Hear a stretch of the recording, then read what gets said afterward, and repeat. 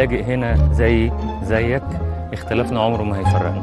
احنا شايفين امثله الاثنين من اصدقائي، علي ومحمد، فنانين عندهم كل واحد تالنت وعنده موهبه بيتحدى بيها كل الظروف اللي واجهته. ربنا يكرمهم ان شاء الله يحققوا كل اهدافهم.